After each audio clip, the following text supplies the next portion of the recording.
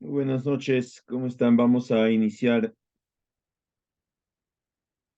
el módulo número 5, Residencia y Supervisión de Cochas, de este diplomado de alta especialización en siembra y cosecha de agua. ¿Me confirman un favor si se puede ver mi presentación y también si se me puede escuchar correctamente, ya para poder iniciar ya?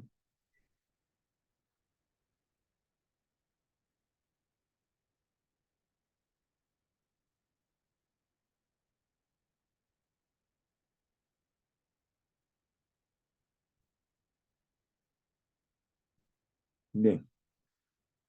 En esta oportunidad vamos a desarrollar el tema relacionado a la dirección técnica de la ejecución de estas estructuras.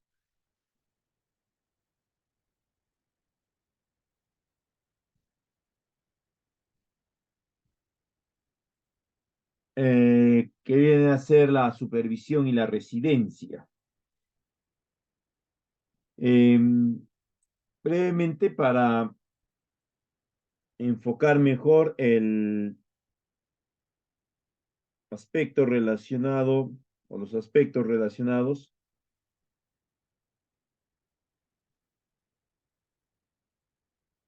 a este proceso, ¿no? Vamos a ver algunos aspectos generales de los proyectos en Cochas. Y de ahí vamos a hablar ya de lo que es la residencia, lo que es la supervisión de Cochas y luego las acciones de ejecución de Cochas, tanto llevadas adelante, tanto por la residencia como la supervisión. Y finalmente, lo relacionado en específico a las acciones de la supervisión, porque esta va a tener algunas acciones adicionales con respecto a aquellas que le corresponden o le van a corresponder a,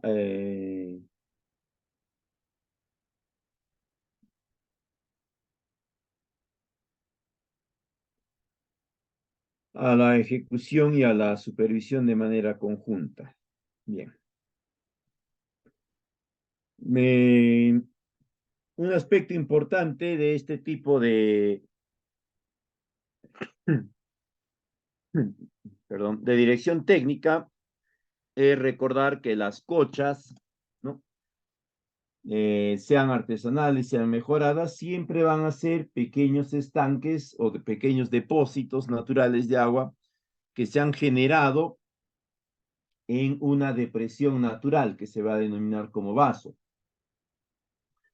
Ahora, cuando hablamos de pequeño estanque o pequeño depósito, no estamos hablando pues de lo que se podría entender como una acumulación muy reducida, ¿no? El equivalente a lo que sería pues un charco. Estos van a tener cierto volumen eh, que va a almacenar.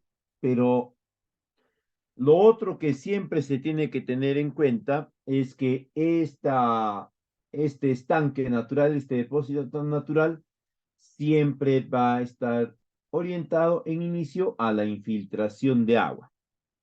No se puede hablar de una cocha si es que no hay infiltración, en todo caso sería un reservorio. ¿Ok? En cuanto a la ubicación de la cocha, ¿no? ¿Dónde se va a ubicar? Ya esto lo deben de haber visto, ¿no? Las cochas, ya hay un lineamiento específico al respecto. Las cochas tienen que estar ubicadas en la cabecera de cuenca, específicamente sobre los 3.500 metros de altura. Y otros criterios más, ¿no? Como cantidad de agua que va a almacenar, etcétera.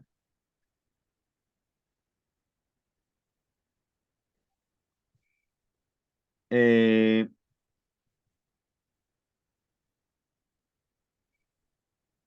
ahora,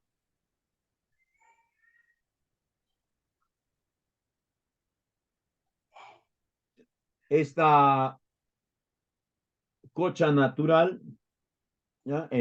O esta depresión natural donde va a estar emplazada la cocha, en ninguna parte puede interrumpir la escorrentía hacia un flujo ya existente. Ese es el otro aspecto importante a tener en cuenta. En otras palabras, ¿no? Nosotros no podemos promover la ejecución de una cocha si es que ésta va a interrumpir parte de la escorrentía a un riachuelo, a un río, ¿no? O a una laguna, qué sé yo, a otro tipo de embalse. Porque ahí lo que estamos haciendo es alterar las zonas de recarga natural que ya se ha determinado a través de los distintos estudios de lana. Y con ello vamos a terminar afectando, ¿no? Lo que vendría a ser los flujos ya existentes. Entonces, eso se tiene que verificar. La finalidad, más allá de generar infiltración, también está orientada a la reducción de la velocidad de escorrentía del agua superficial en puntos en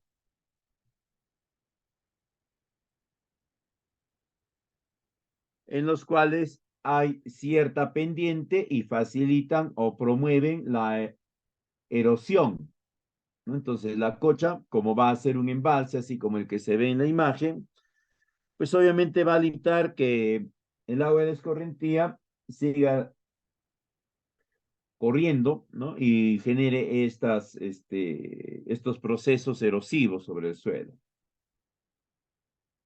Eh, Nuestros lineamientos técnicos, ¿no? Los lineamientos técnicos de la entidad sectorial de las cochas reconoce tres tipos de cochas y esto también tienen que tener claro ustedes, ¿no? Están en primer lugar las cochas de cosecha de agua, que son aquellas que tienen una capa impermeable bastante, digamos, resistente que impide una filtración rápida, ¿no? Son cochas que se orientan principalmente a procesos de cosecha de agua.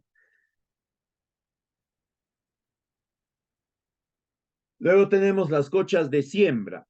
Estas, a diferencia de la anterior, se caracterizan porque su capa inferior es bastante permeable, entonces la infiltración eh, es algo más rápida, ¿no? Entonces acá las cochas principalmente están orientadas a la recarga hídrica de acuíferos o la recarga hídrica del suelo, ¿no? Son cochas que van a tener agua, van a almacenar agua por relativamente reducidos periodos de tiempo.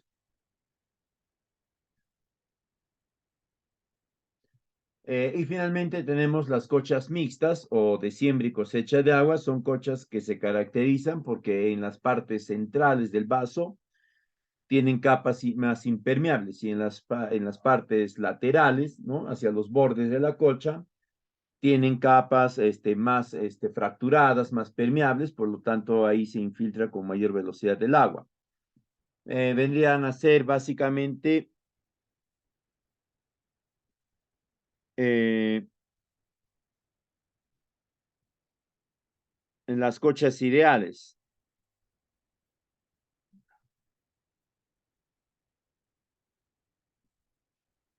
En cuanto a los beneficios, ¿no? Las cochas van a tener diferentes tipos de beneficios dependiendo si estos son orientados a la familia, a la comunidad, al ecosistema.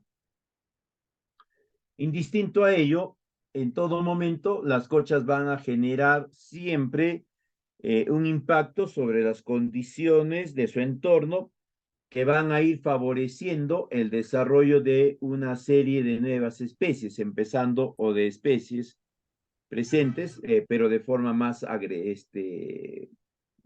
ventajosa, digamos, ¿no? Empezando con la masa vegetal circundante a la cocha, ¿no? Es la que primero se va a ver afectada de forma beneficiosa porque la cocha va a generar eh, una estabilización del microclima, ¿no? La temperatura y la humedad se van a regular. Eso va a permitir de que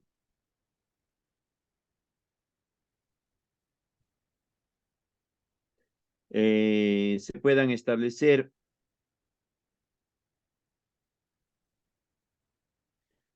ciertas especies vegetales de una forma mucho más rápida, ¿no? Y que luego puedan prosperar. En cuanto a el beneficio directo que va a tener sobre las familias, ¿no? Es que en un determinado momento la cocha va a regular el entorno, el clima del entorno, y va a permitir que estas familias puedan desarrollar mayores actividades productivas, o porque nuevas áreas han sido ingresadas en el horizonte de crecimiento de áreas, o porque las condiciones ambientales se han ido regulando, ¿no? Hay mejor humedad, la temperatura es más estable, no hay tanta incidencia de heladas, etcétera. A nivel de la comunidad, también va a generar ciertas ventajas. Una de ellas va a ser, pues, la aparición de algunas especies animales, ¿no? Como aves y otros más, que van a encontrar en esta zona de la cocha, dependiendo de sus dimensiones también,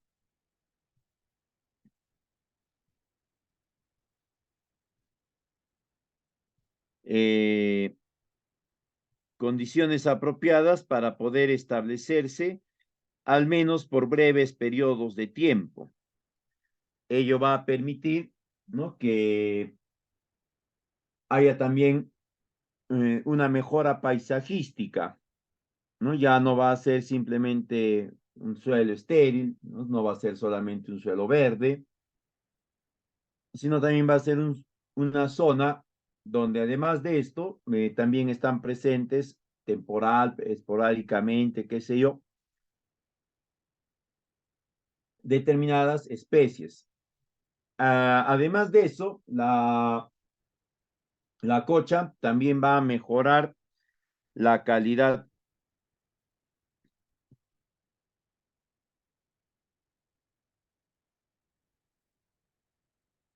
de la fertilidad natural del suelo.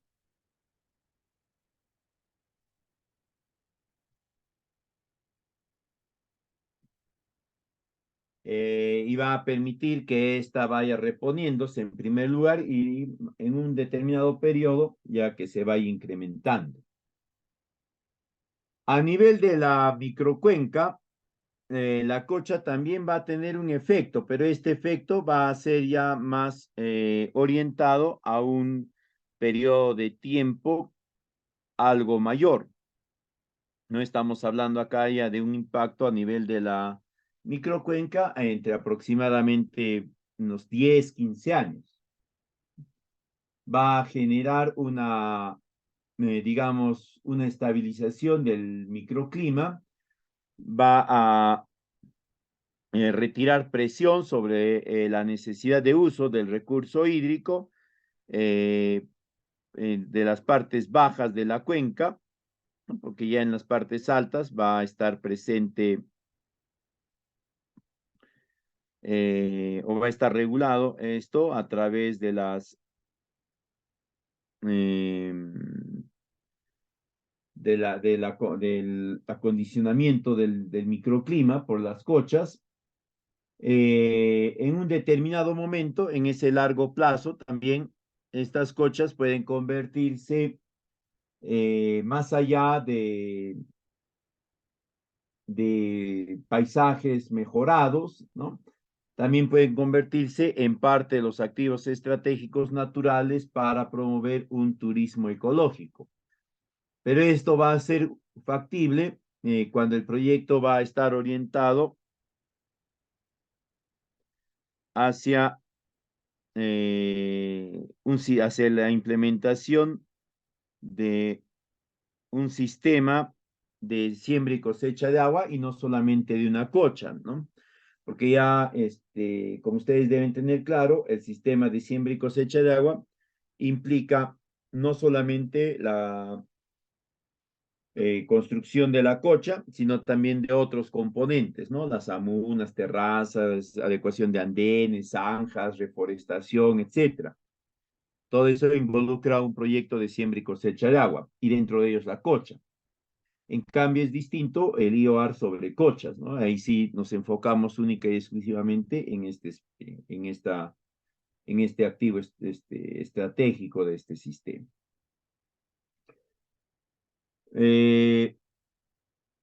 Lo otro que se debe considerar es que la cocha tiene básicamente tres partes, ¿no? Y al momento de desarrollar la residencia de la supervisión se tiene que prestar atención a estas mismas, ya que la interacción de las tres garantiza una buena recarga hídrica al suelo o a los acuíferos por parte de la cocha. La primera parte, ¿no?, de la cocha viene a ser el área tributaria, que básicamente es la zona que está en la parte superior inmediata de la cocha y que va a encargarse del aporte hídrico a partir de la escorrentía, ¿no? Es la que va a aportar en mayor volumen agua proveniente de la escorrentía. De ahí tenemos el área de almacenamiento, que viene a ser el área de la cocha propiamente dicha, es el vaso natural más el dique y los otros elementos que permitan el funcionamiento de esta estructura, ¿no? Es la que contiene el cuerpo de agua que se va a almacenar. Y por último tenemos la parte baja de la cocha, que es la área de influencia, que viene a ser todo el segmento de terrenos que van a estar o que se van a ver mejorados por la existencia, la construcción de la cocha.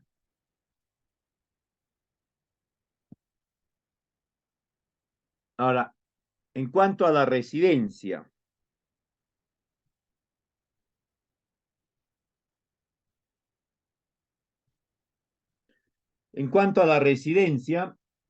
¿ya? Acá podríamos describir esta actividad bajo los mismos criterios que se realiza en la mayoría de proyectos, ¿no? La residencia viene a ser un conjunto de actividades que van a ser desarrolladas por un profesional que tiene experiencia y que tiene conocimientos. Esta persona puede ser natural o jurídica y va a desarrollar sus actividades teniendo atención a aspectos normativos, en primer lugar, aspectos técnicos, en segundo lugar, administrativos y de control. El residente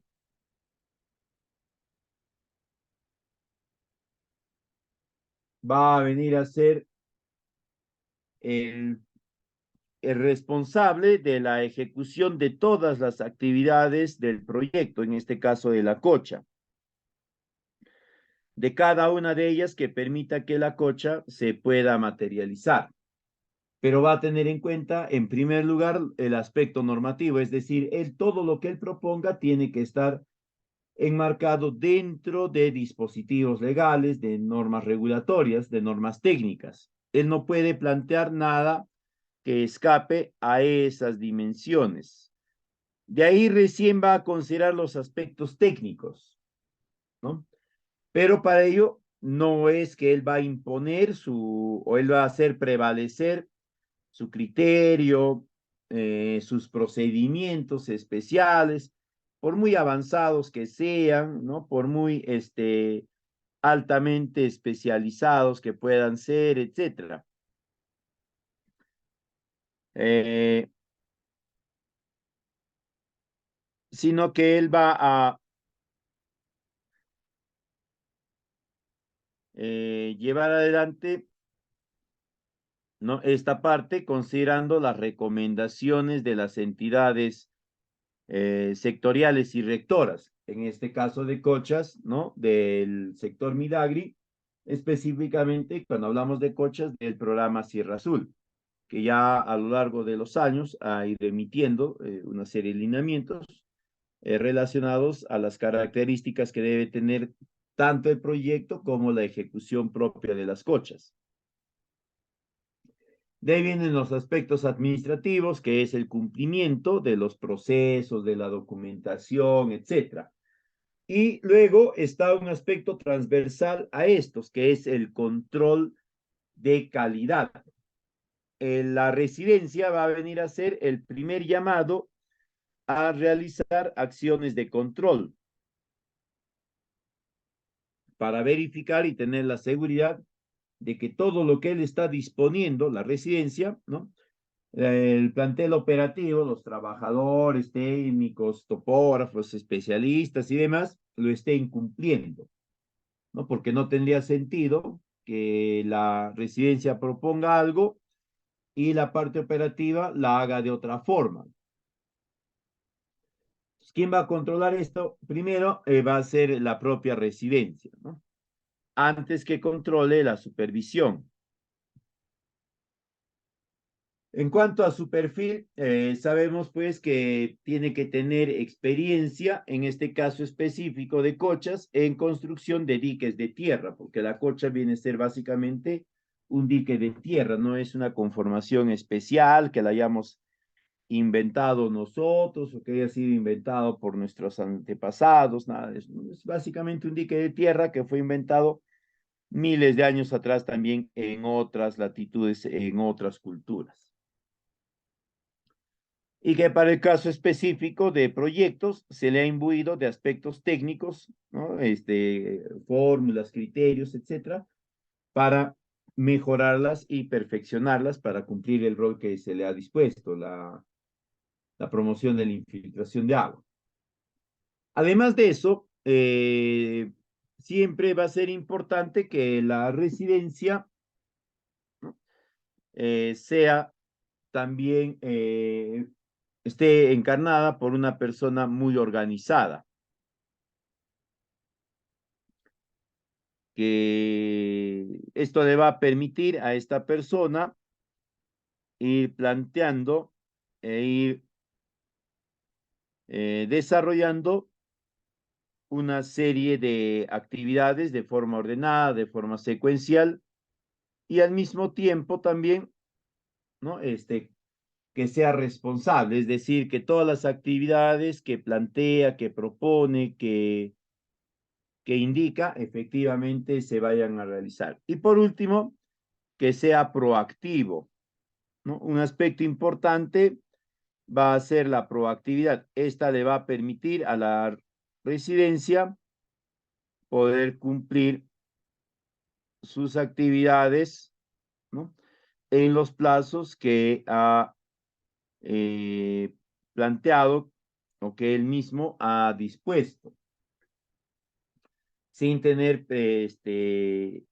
contratiempos relacionados a falta de materiales, a inexistencia de elementos, de herramientas, etc. Eh,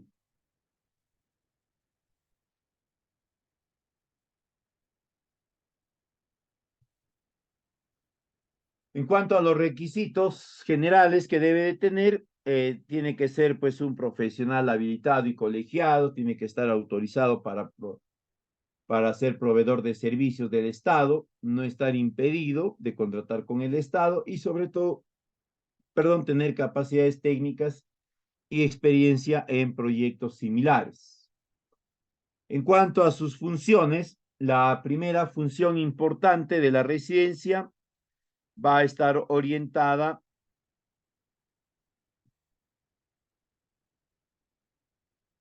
hacia lo que es la revisión analítica y detallada del expediente técnico, ¿no?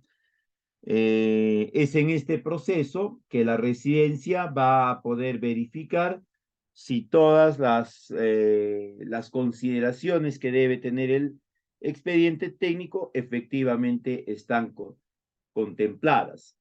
Va a empezar verificando si están todas las autorizaciones y licencias que permitan la ejecución del proyecto, ¿no? De libre tase, de libre disponibilidad de terrenos, de libre tránsito, etcétera. Esto es importante porque muchas veces puedes tener un buen expediente, ¿no? El dinero necesario, pero si no tienes estas autorizaciones, estas licencias o vistos buenos, ¿no? Simplemente tu proyecto no va a poder materializarse. Esto básicamente por incumplimiento de algunos aspectos administrativos.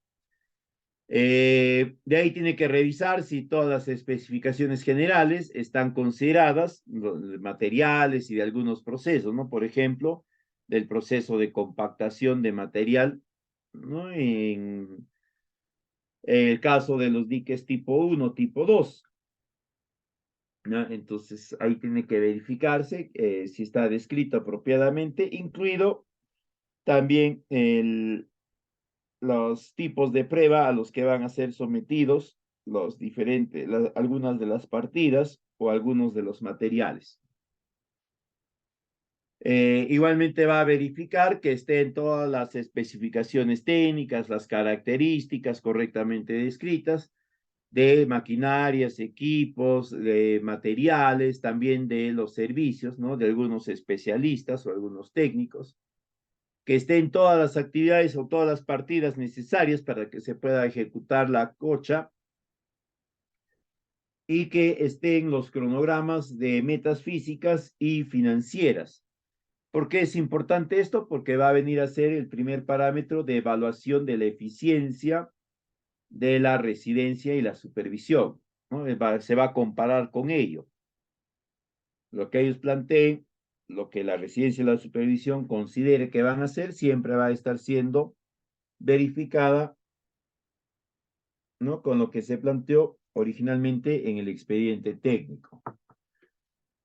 Ahora, esta función de revisión analítica del expediente técnico la puede realizar de forma independiente o la puede realizar de manera conjunta con la residencia. ¿Ya? Depende ya, o con la supervisión, perdón, depende ya de los niveles de trabajo que se puedan establecer entre ambas figuras técnicas. De ahí tenemos lo relacionado a la gestión y control del desarrollo de todos los trabajos. Básicamente, esto está orientado a las funciones que va a tener la residencia para planificar y ejecutar las diferentes actividades.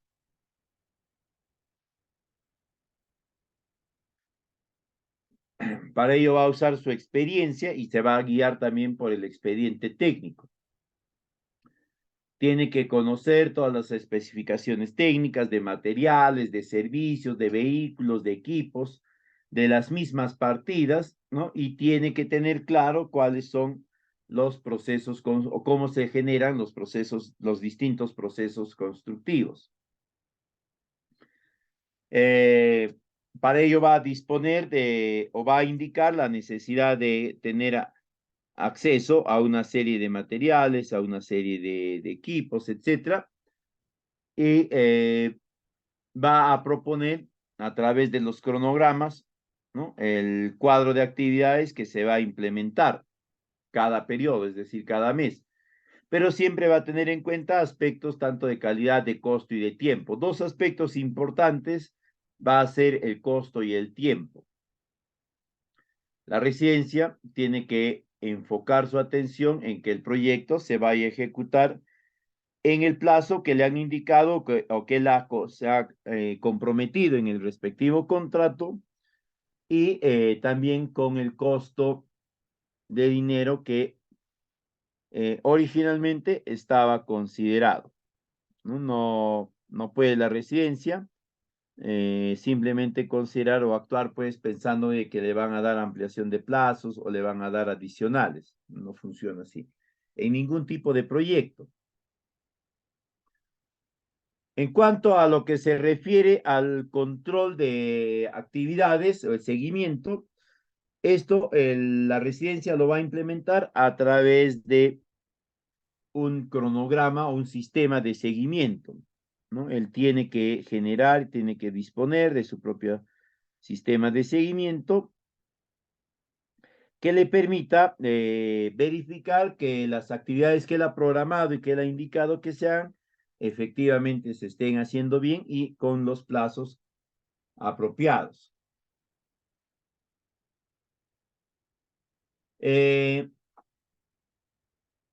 Otra función va a ser la gestión del cuaderno de obra, que puede ser físico o digital, dependiendo, ¿no? En el caso de proyectos de siembra y cosecha de agua, por lo general, estos se están gestionando a través de administración indirecta. Por lo tanto, ¿no? El cuaderno es por contrata, por lo tanto, el cuaderno de obra es digital. Y en el caso específico de proyectos de cochas nada más, ¿no? Bajo el esquema de los IOARs, estos se están generando a través de una administración directa. Y ahí, como se entiende, la entidad puede conducir esto a través de un cuaderno de obra físico. No se debe de olvidar, en el caso del cuaderno de obra físico, que el único responsable de este viene a ser la residencia. No es la supervisión, así la supervisión te haya pedido prestado y se lo haya llevado, y ahí se le perdió, le cayó la gaseosa, ¿no? Le tocaba darle biberón al nene, al supervisor, y derramó toda la leche en el cuaderno de obra. No es exclusivamente responsabilidad de la supervisión, sino que también es responsabilidad principalmente de la residencia, porque es el responsable de este instrumento.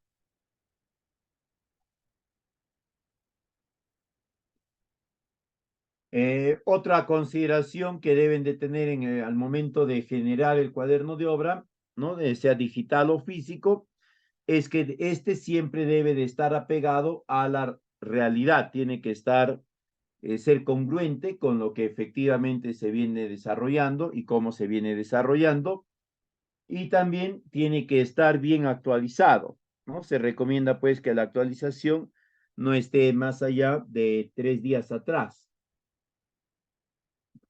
¿no? Estas características de la seguridad del cuaderno de obra, de la actualización del cuaderno de obra, en gran medida han motivado el desarrollo del cuaderno de obra digital, ¿no? Porque habían demasiados casos en los cuales, oportuna y milagrosamente, un cuaderno de una obra que no se había estado ejecutando apropiadamente, de un momento a otro se perdía. y también, muy curiosamente, la dirección técnica, ¿no? Era capaz de recomponer todo el cuaderno de obra a un gran nivel de exactitud, porque igualmente de forma milagrosa, ¿no? Y casual, habían manejado un cuaderno de campo que estaba bien detallado, que estaba bien conducido, pero que nunca antes lo habían mostrado, ¿no? Y del cual podían recomponer toda la información, ¿no? Genera, en forma genérica, una de las razones principales por las cuales se ha generado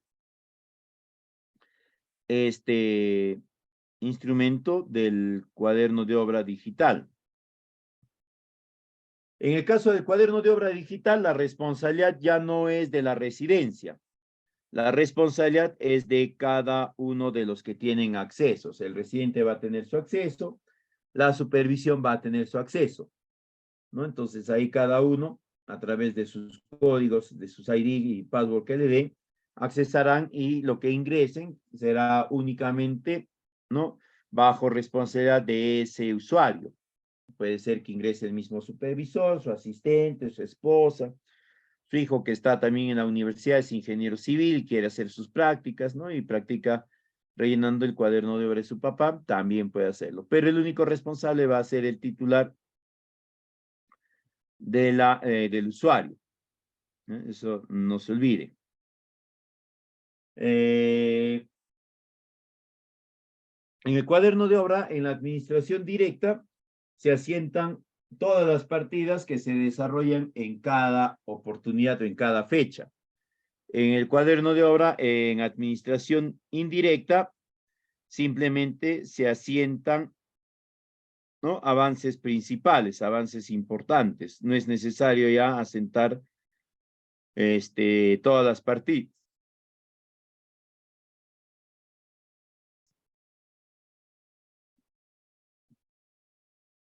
Otras funciones de la residencia es la gestión de los recursos presupuestales de forma apropiada y el control de todas las adquisiciones.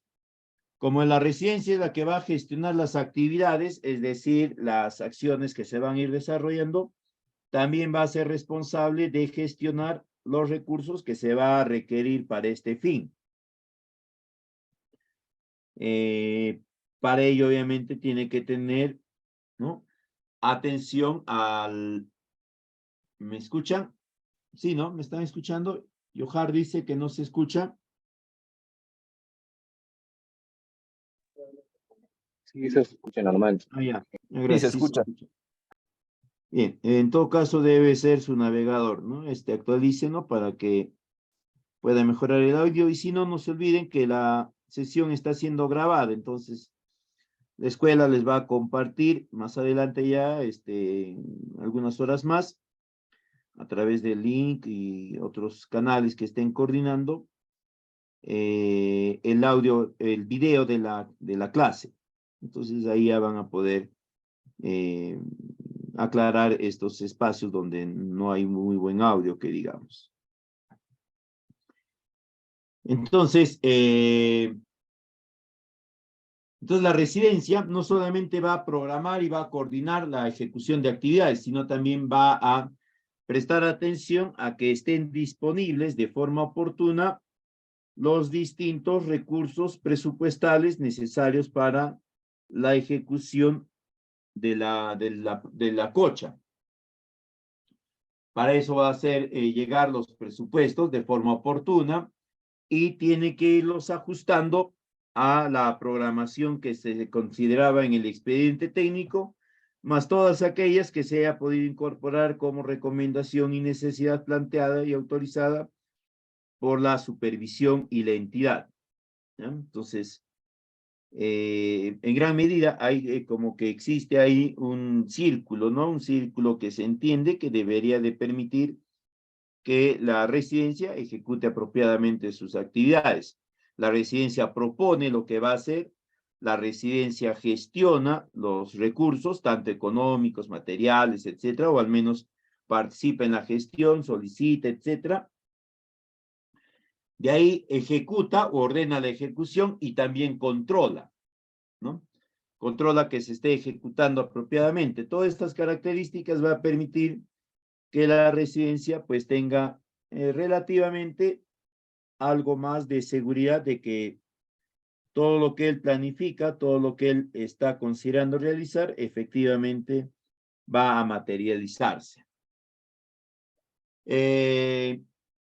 Otro aspecto importante va a ser a la par de solicitar estos recursos, ¿no? Controlar la calidad de las diferentes adquisiciones o de los diferentes recursos que se incorporan en el proyecto.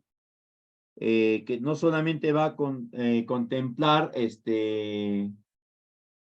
la calidad de materiales, de maquinarias, de equipos, sino también la calidad de la prestación de servicios, ¿no? Consultorías, participación de especialistas y demás.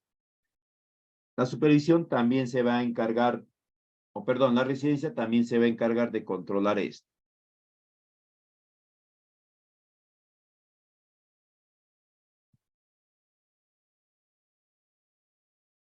De ahí tenemos sus funciones relacionadas a la gestión de la documentación o de los informes que van a ir presentando todos los que participan en la ejecución del proyecto, ¿no? Así como los propios generados por el residente. Acá el residente va a prestar atención que se estén realizando, empleando los formatos que ha comunicado la entidad. Igualmente que se esté alcanzando la información que la entidad, la residencia y la supervisión consideran importante hacer descrita en los respectivos informes, ¿no? Para que de esta forma se genere información apropiada para la justificación de las actividades o de cómo se está ejecutando el proyecto, ¿no? Porque si no se está considerando en este ítem, simplemente no se tendría sustento para la justificación de las actividades que se han desarrollado. Igualmente debe de prestar atención a que los informes, ¿no? Los reportes se presenten en los plazos apropiados, en los plazos que la entidad ha indicado. Y también los propios, igualmente, ¿no? Los propios informes de la residencia tienen que presentarse en los plazos apropiados, en los esquemas específicos que les hayan indicado, y tiene que contener toda la información que se le haya indicado a través del contrato y la serie de recomendaciones, modificaciones, etcétera, que la supervisión y la entidad haya hecho conocer en momentos posteriores y durante la ejecución del proyecto, ¿no? Porque necesitan más información, porque se tomaron conocimiento de que el informe adolecía de algún tipo de información, adolecía de algunos datos y por lo tanto es importante y es necesario que estos estén presentes.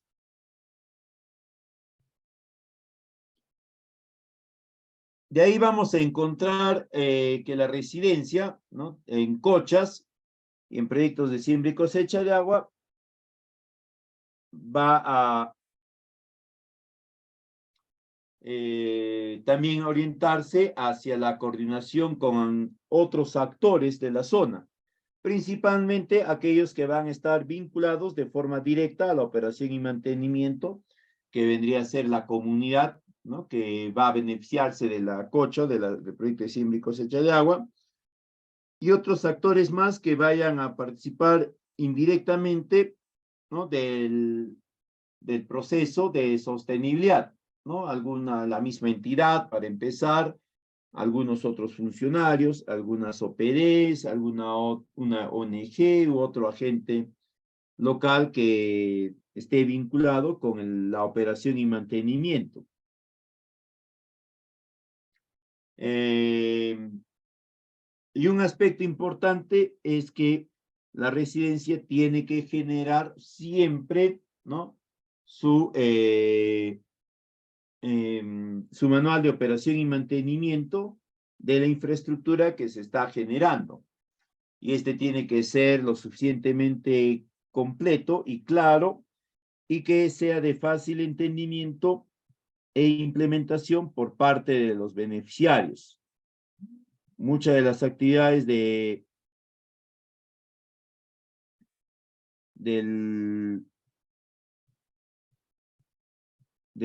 proyecto, ¿no? Se van a realizar y van a requerir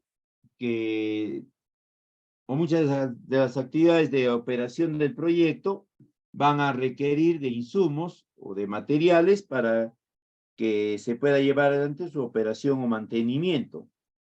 Y esta operación y mantenimiento o estos materiales tienen que ser de fácil acceso por parte de los beneficiarios. De ahí tenemos las funciones de la residencia relacionada a la correcta conclusión y culminación de toda la ejecución del proyecto, ¿no? Para esto la residencia va a revisar que todas las actividades se hayan cumplido, va a asegurarse de la calidad de cada bien, de cada servicio que se ha implementado, que se ha incorporado, va a revisar que todo el presupuesto se haya ejecutado, igualmente que no queden deudas pendientes ni a proveedores ni a trabajadores. Igualmente va a prestar atención al cierre del cuaderno de obra, ¿no? La residencia le va a comunicar a la supervisión que se ha culminado el proyecto y que por lo tanto lo que corresponde es la elaboración del informe de culminación. La supervisión le va a autorizar para que elabore este documento. La residencia va a elaborar el documento y lo va a presentar ante la supervisión.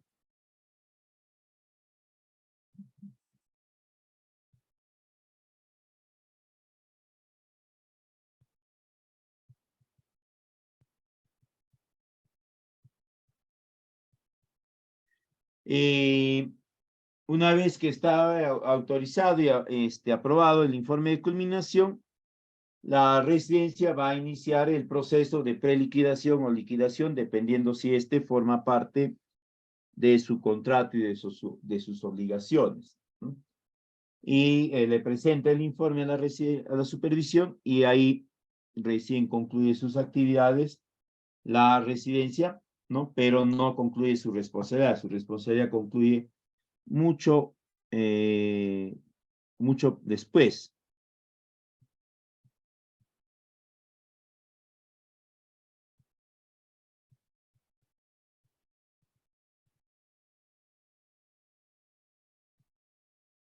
En cuanto a sus responsabilidades, ¿no? La residencia tiene responsabilidades de orden administrativo, económico, operativo y técnico.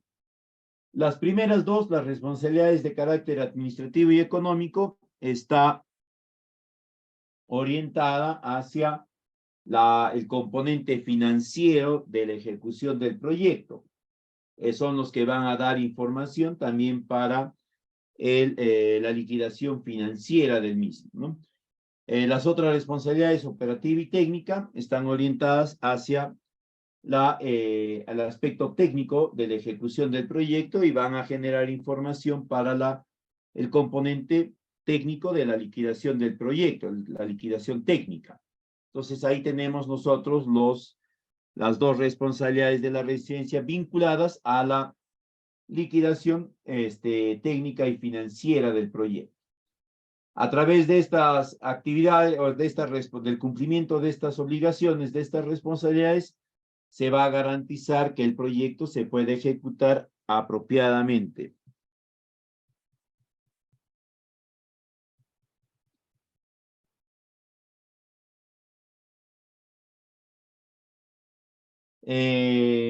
Parte importante de estas responsabilidades va a ser en el aspecto administrativo, ¿no? El cuaderno de obra, la gestión del cuaderno de obra, la gestión de todas las actas para que permitan la ejecución del proyecto y todos los informes, ¿no? Todos los reportes que se puedan haber ido generando. En el aspecto económico, lo determinante va a ser los metrados y las valorizaciones, incluyendo ahí los reajustes adicionales, etcétera, que hubiesen, si es que se ha dado el caso.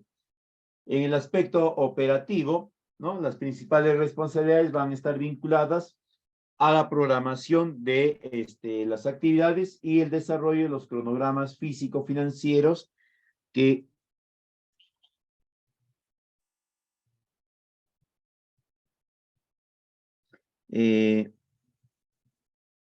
se han llevado a cabo en la ejecución. Y en la parte técnica, más allá de la ejecución, está el control técnico de cada actividad, es decir, que cada actividad se haya estado desarrollando apropiadamente.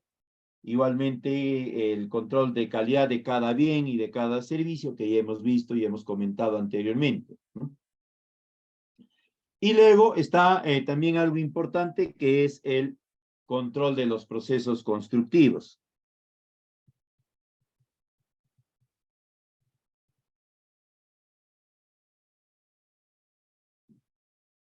En cuanto a la supervisión, ¿no? La supervisión, al igual que la residencia, también es un conjunto de actividades que van a ser desarrolladas por una persona natural o jurídica que va a tener mayor experiencia que la residencia generalmente, ¿no? Y que a partir de esta experiencia va a orientar de forma apropiada a la residencia para perfeccionar todas las actividades que éste va a plantear, ¿no? En ese sentido, la supervisión tiene básicamente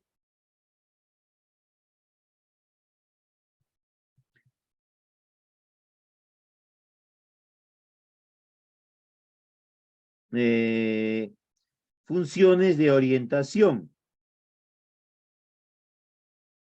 ¿no? De guía hacia la residencia. No es una función fiscalizadora, por si acaso, no le compete a la supervisión un rol fiscalizador en primera instancia, le compete un rol de guía, un rol de orientación.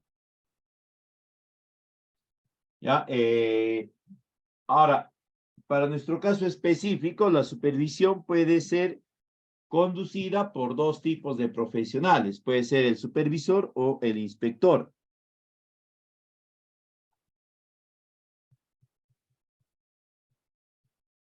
¿Cuál es la diferencia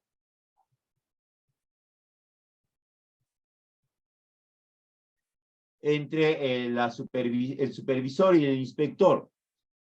Básicamente, la diferencia está centrada en el proceso de designación. El supervisor es a través de un concurso, ¿no? El inspector es por confianza. El supervisor puede ser una persona jurídica, es una persona generalmente ajena a la entidad. El inspector siempre es una persona natural y además es una persona que forma parte de los funcionarios de la entidad. La otra diferencia es que el supervisor siempre debe de tener mínimamente el doble de experiencia, el doble de conocimientos, el doble de calificaciones que la residencia. El inspector no es necesario que tenga ese nivel de mejores condiciones, mejores capacidades, ¿no? Basta que tenga las mismas que tiene la residencia. Basado en eso es que siempre se recomienda que todo proyecto tenga un supervisor, porque él tiene que tener siempre obligatoriamente más experiencia y mejores conocimientos que la residencia.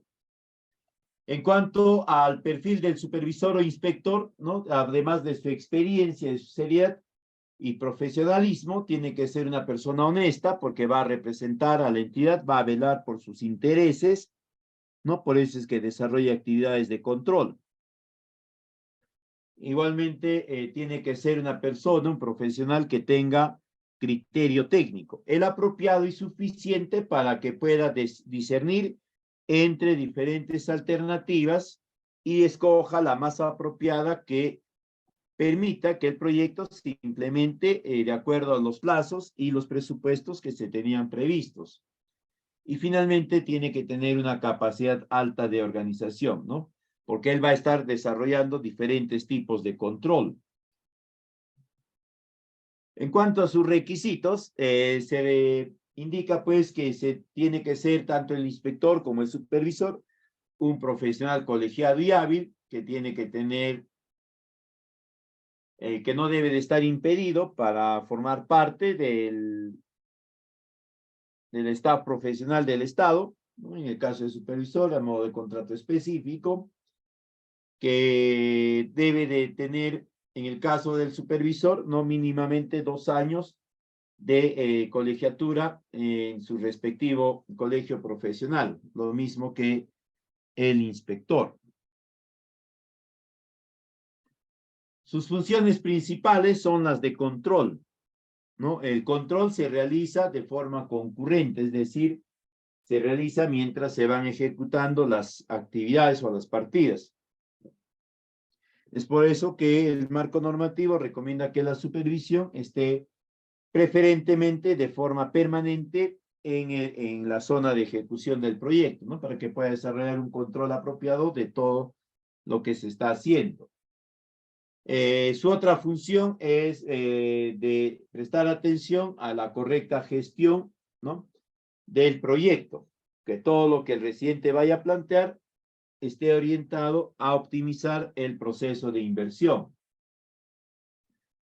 Su otra función ya más específica es el de seguimiento y control de la ejecución del proyecto a nivel de cada partida, no solamente a nivel del proyecto en conjunto, sino que cada partida se ejecute con los materiales que se ha previsto, con el tiempo que se había indicado.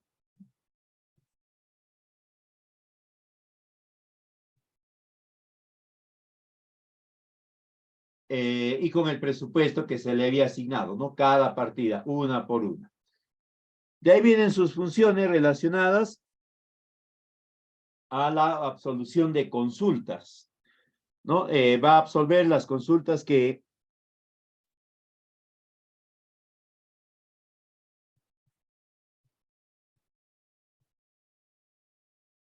la residencia le vaya a plantear, teniendo en cuenta, eso sí, lo siguiente, ¿no? Si son consultas de forma, ¿no? La supervisión puede opinar y puede autorizar. Si son consultas de fondo, la supervisión le traslada la consulta a la entidad para que ésta sea quien emita opinión final. Otra función que va a tener la supervisión es la de rechazar o ordenar el cambio de material, la culminación de un servicio, etcétera, cuando define o determina, ¿no? Apropiadamente, no por ojeriza, porque no me cae bien alguien, ¿no? La mala calidad o el incumplimiento de los aspectos importantes de ese material o de ese servicio, ¿no? Tiene toda la potestad para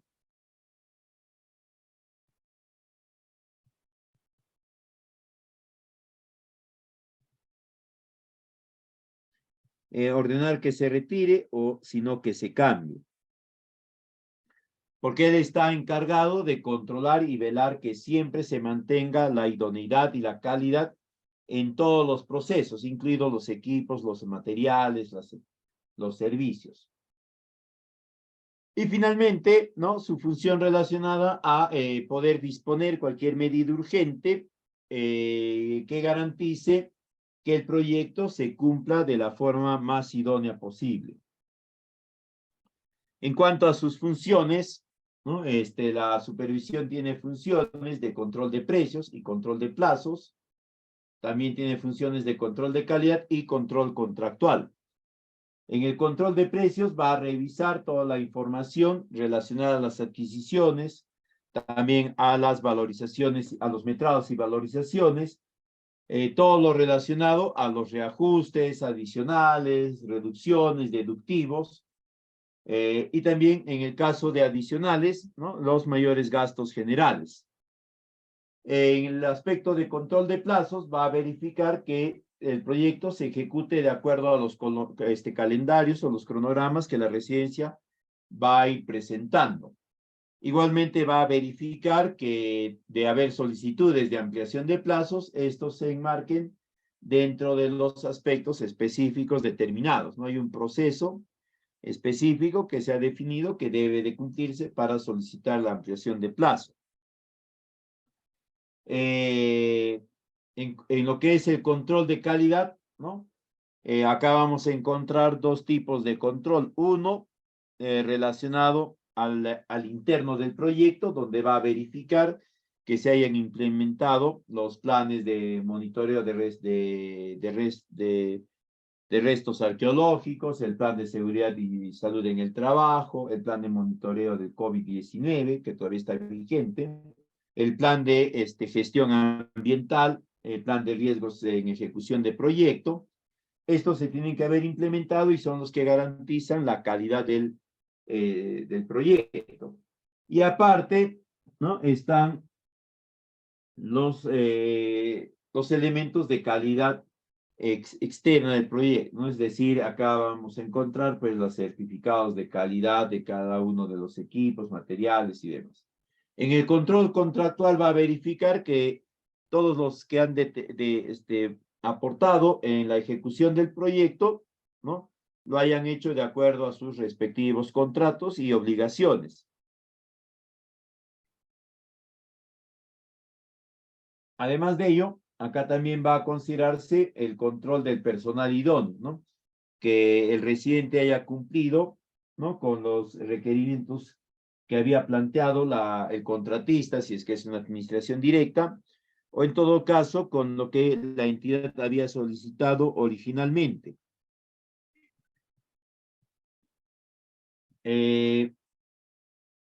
Algunas ejecuciones propias de la residencia y la supervisión. Ambos van a tener una función importante en la elaboración del informe de compatibilidad, ¿no? Tienen que elaborarlo apropiadamente, tienen que determinar todo aquello que esté omitido, esté errado, esté presente con un vicio, porque estos van a impedir que se pueda ejecutar apropiadamente. De la misma forma, ¿no? Va a verificar que estén todas las partidas, que las dimensiones sean las correctas, que sean congruentes, ¿no? Los diferentes planos, los diferentes esquemas que se han ido considerando.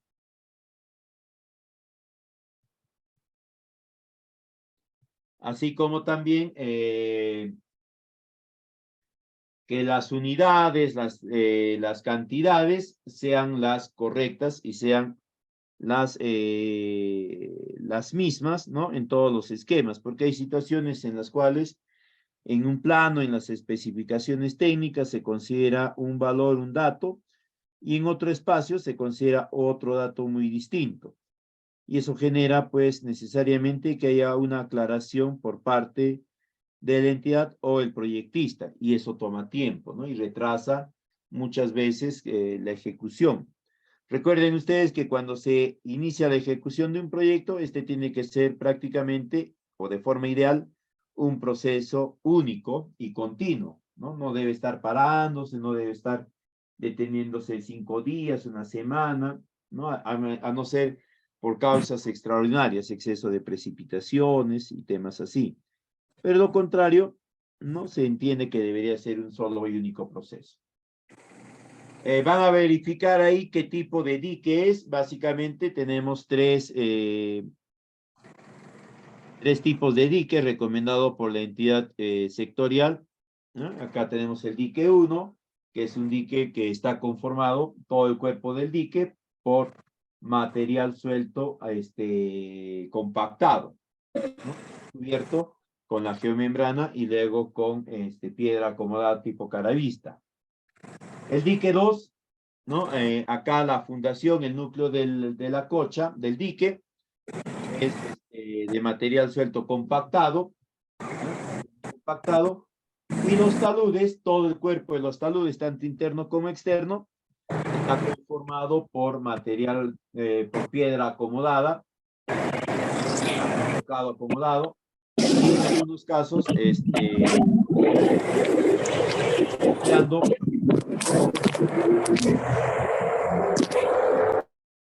algo de arcilla previamente humedecida, ¿no? A modo de aglomerante. También tiene que verificar, aprovecho este plano, ¿no? Que en todos los casos, en todos los tipos de diques, se haya planteado, ¿no? La zanja de anclaje de la geomembrana de forma apropiada. La altura va a variar, pero el ancho siempre tiene que ser de 50 centímetros. Tanto acá como en la parte de la corona, ¿no? Igualito acá, 50 centímetros. El otro tipo de dique que tiene que verificar la residencia y la supervisión es el tipo 3, ¿no? En este también hay en todo el cuerpo del dique, es enrocado, ¿no? Pero en el talud externo, el dique está formado a modo de terrazas. Esto para darle mayor estabilidad, ¿no? Para permitir un mejor anclaje, una mejor estabilidad también del mismo. En algunos casos, ¿no? Se puede reforzar algún dique con algunas geobolsas, pero eso van a prestar atención si es que es lo conveniente, es lo necesario, considerando pues que las geobolsas tienen un costo de mantenimiento adicional, ¿no? Entre las principales funciones está el trazo y replanteo. Este viene a ser la primera de las partidas que se ejecutan. A través de esta se va a garantizar que la disposición en plano, ¿no? Aterrice apropiadamente hacia la disposición en campo, ¿no? Que se hagan las adecuaciones necesarias, si es que estas se requieren. Se reubique ligeramente en la zona donde va a estar el dique. Si es que esto es necesario, puede haberse cometido un error de ubicación, ¿no? Hay veces que se ha ubicado 1 metro más abajo, 1 metro más arriba, entonces se replantea nada más, ¿no? De ahí viene la excavación del dique, para ello se traza el eje del dique, ¿no? Y de ahí se procede a la excavación del dique o de la zanja del dique para poder garantizar el correcto anclaje del mismo. Una vez que está excavado la cimentación del dique, se procede al desarrollo de esta, ¿no? Dependiendo del tipo de dique, si es un dique tipo 1, tipo 2, tipo 3, ¿no? La fundación será pues con material suelto, si es tipo 1, relleno compactado, si es tipo 2, será también con relleno compactado, si es tipo 3, será de roca acomodada, ¿ya? En el caso que sea roca acomodada, hay que tener en cuenta que esta tiene que ser de tamaños grandes en la parte inferior de la cimentación del dique y luego se tienen que ir rellenando los espacios con piedras más pequeñas, medianas y pequeñas. Siempre que esté realizando la compactación, ¿no? Generalmente la compactación se realiza cada 20 o 30 centímetros. Se lleva adelante las pruebas de compactación dependiendo de los estándares que se hayan definido. Por lo general son pruebas tipo Proctor. Una vez que se ha alcanzado la altura de la base del dique, se procede a la construcción de o la conformación propiamente del dique, ¿no? Que puede ser del tipo 1, tipo 2, tipo 3. Este de acá, por ejemplo, es el tipo 1.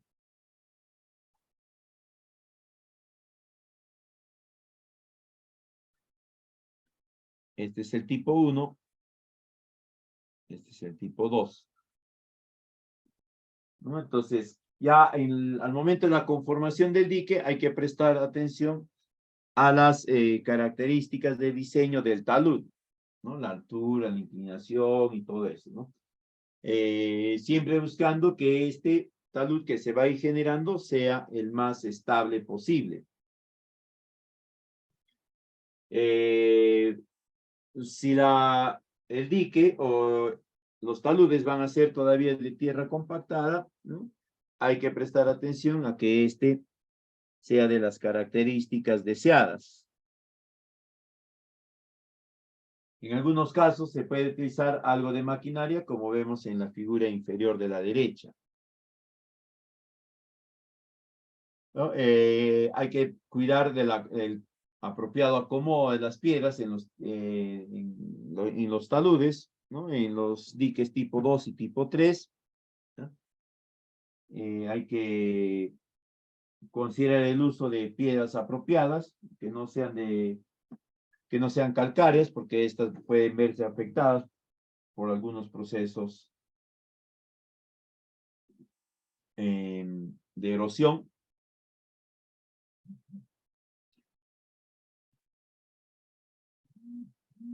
Un aspecto importante va a ser la impermeabilización del dique. En cochas mejoradas, nosotros lo que vamos a encontrar es que debido a las dimensiones mayores del dique, se ha recomendado que para garantizar la correcta impermeabilización de este y que no se generen puntos de infiltración, ¿no? Se impermeabilice a través del uso de las geomembranas, ¿no? Ahí tienen que tener en cuenta ustedes simplemente las dimensiones mínimas requeridas para el anclaje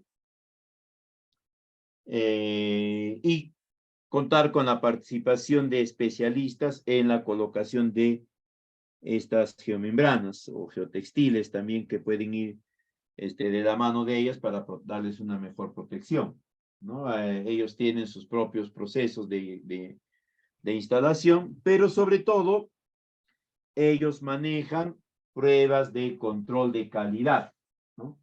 De torsión, de agua, etcétera, una serie de pruebas que ellos van realizando.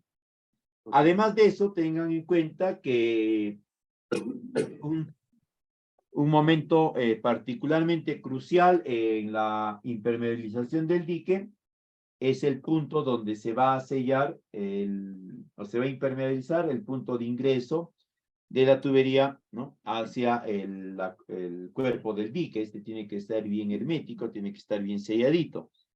No vayan a caer en el error de pensar, no, he visto videos y ya sé cómo sellarlo, ¿no? Y me consigo por ahí uno que otro material, porque hay ciertas características que se debe tener en cuenta cuando se habla de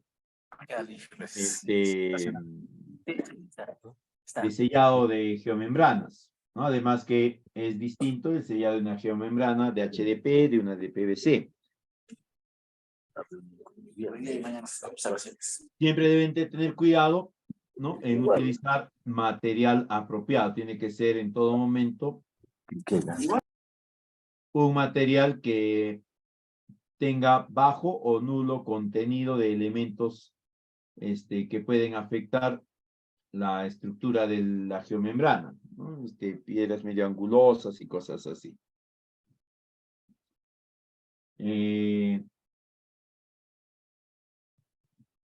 Una vez impermeabilizado el dique, se procede con el revestimiento del mismo, ¿no? Se utiliza piedra tipo caravista y acomodada, ¿no? En algunos puntos se puede usar algo de arcilla humedecida, ¿no? Como material tipo mortero, para garantizar que estén bien dispuestos, que no estén desplazándose, etcétera.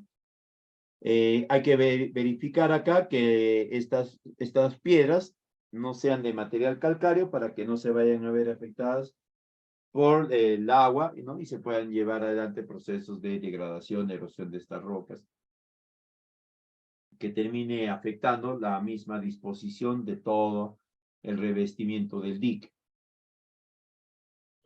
En algunas ocasiones ¿no?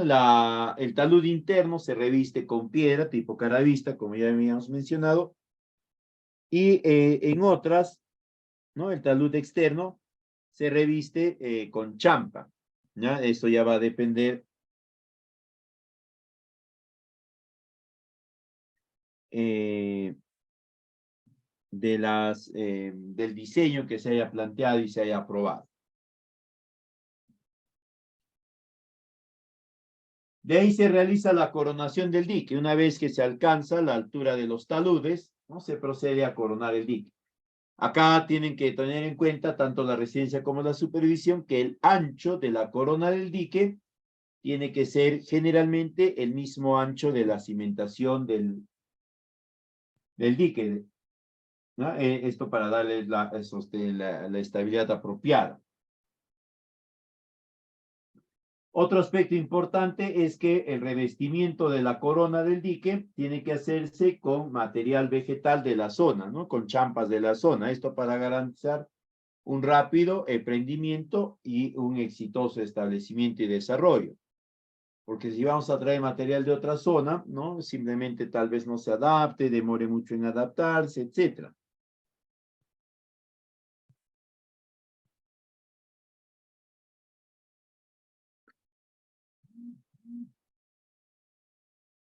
El ancho mínimo recomendado, ya saben, es de 2 metros, ¿no? O aquel en todo caso que les permita a ustedes desarrollar apropiadamente las actividades de operación y mantenimiento.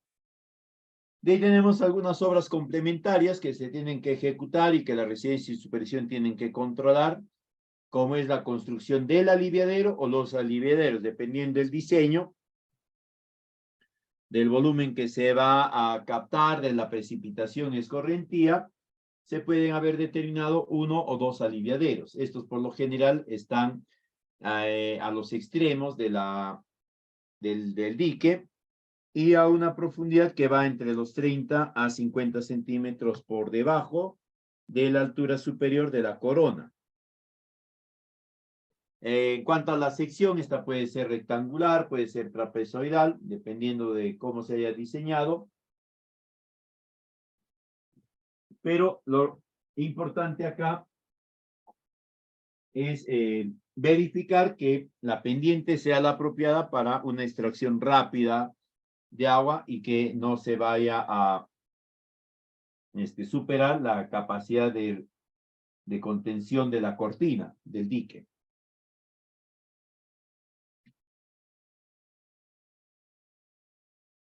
En cuanto, para terminar ya, en cuanto a algunas actividades propias ya solo de la supervisión, ¿no? La supervisión tiene que verificar que exista la documentación apropiada que garantice el inicio de la ejecución del proyecto o de la coche en este caso.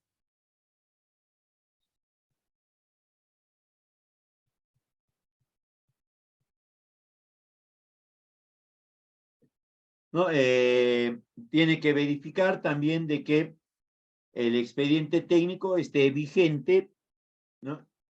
Que estén todos los cronogramas valorizados de obra, así como los planes de trabajo respectivos.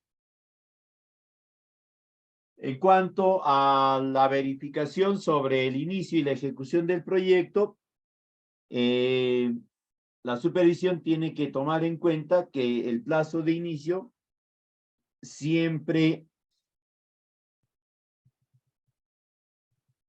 se va a iniciar, ¿no? O se va a llevar adelante desde que ha sido designada la supervisión.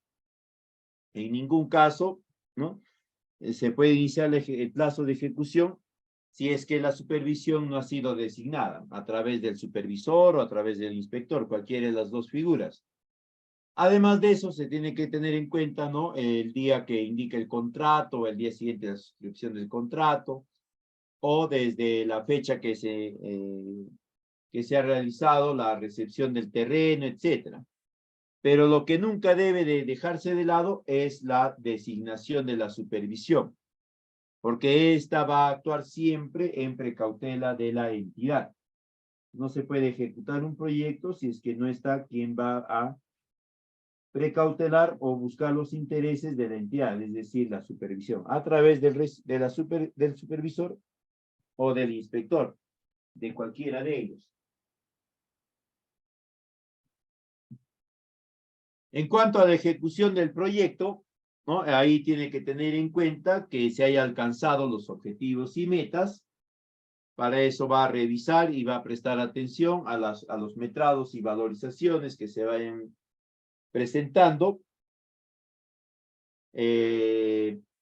Va a verificar también que se hayan desarrollado todas las actividades ¿no? dentro de los plazos establecidos. Y va a prestar atención especial si es que estos plazos se han visto alterados por paralizaciones o ampliaciones. La ampliación es un proceso que requiere cumplimiento de algunas actividades previas, incluso.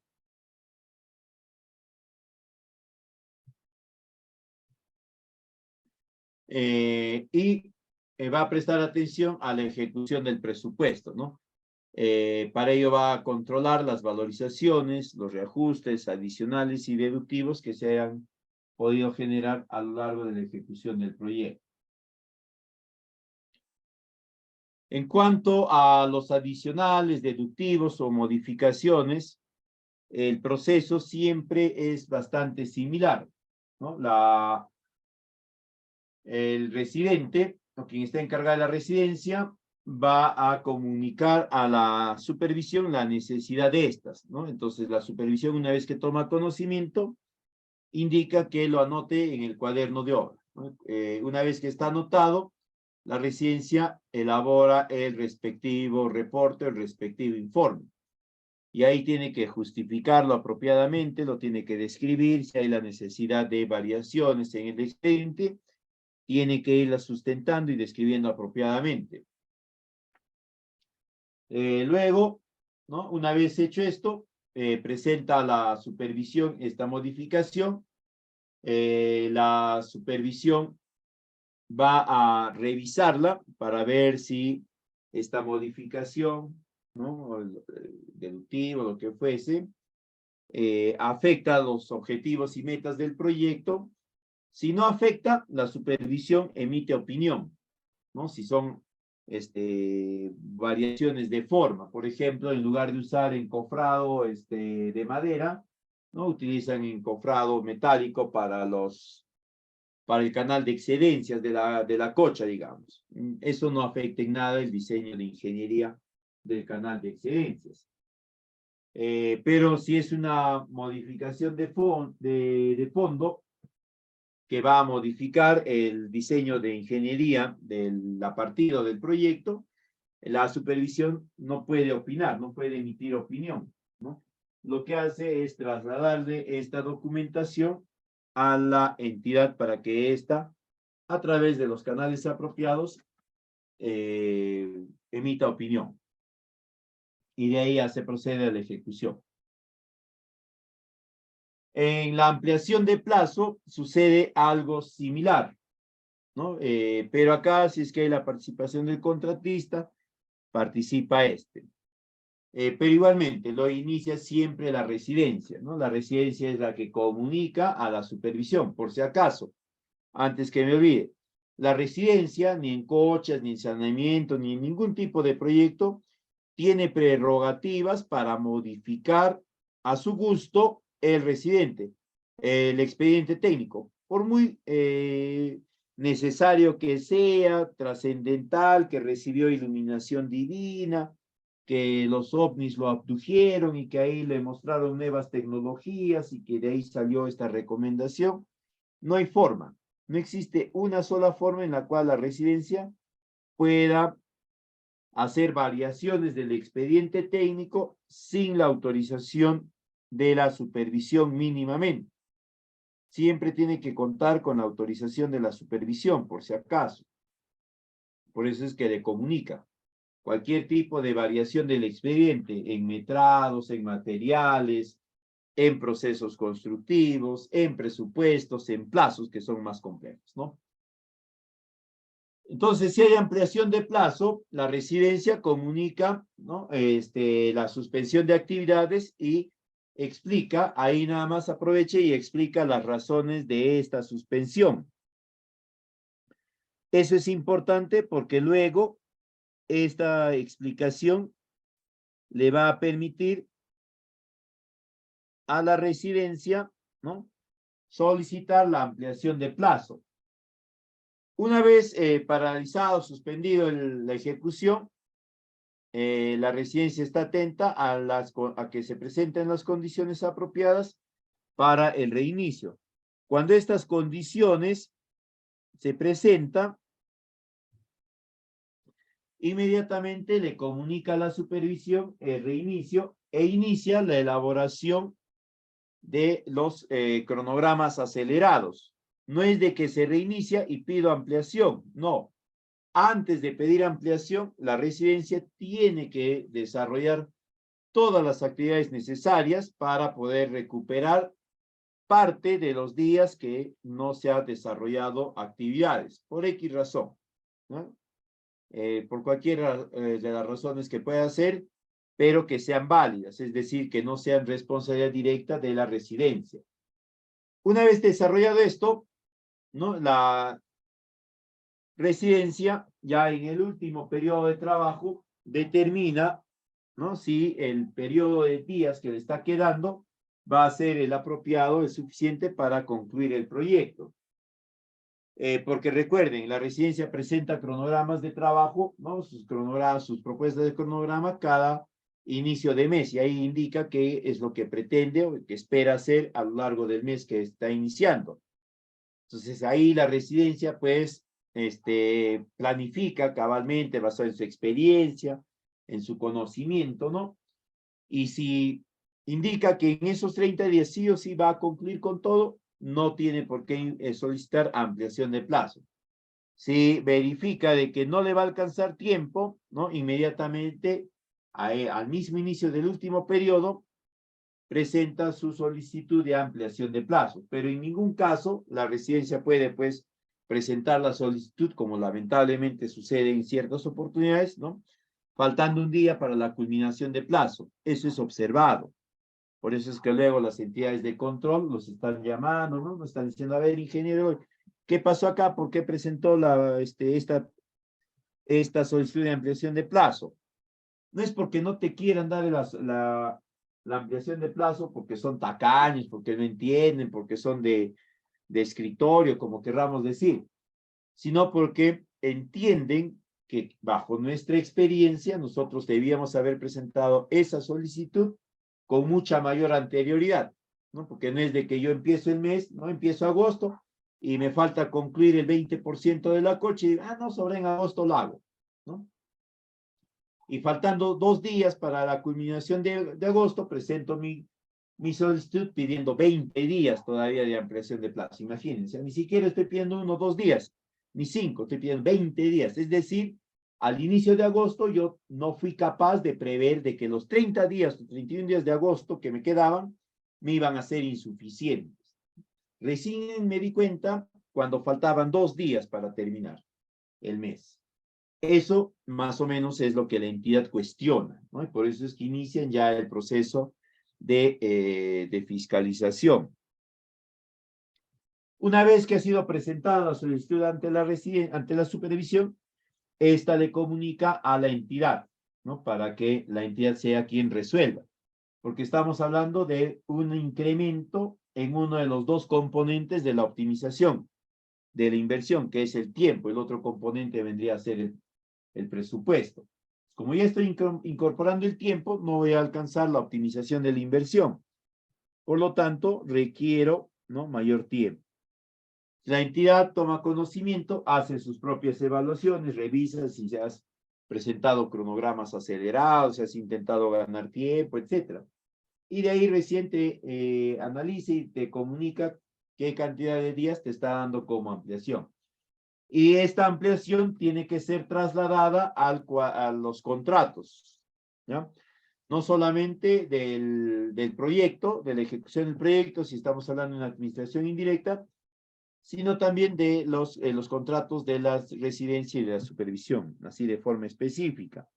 Porque en tu contrato dice un periodo de tiempo. Y este traslado tiene que ser a través de una adenda. La documentación relevante que va a ser controlada por la supervisión van a ser siempre los contratos del personal ejecutor, de la residencia y de especialistas, si es que fuese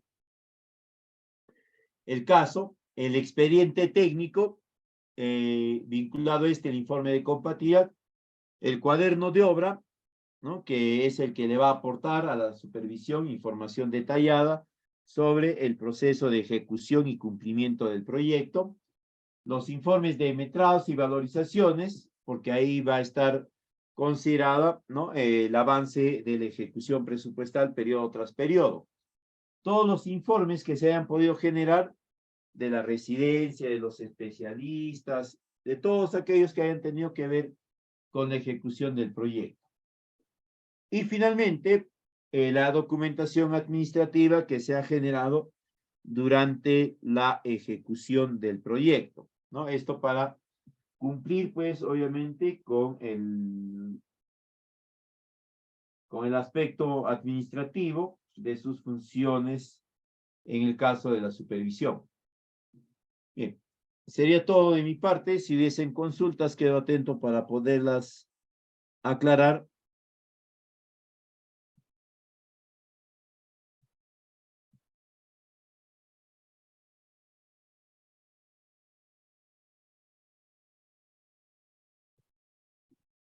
A ver.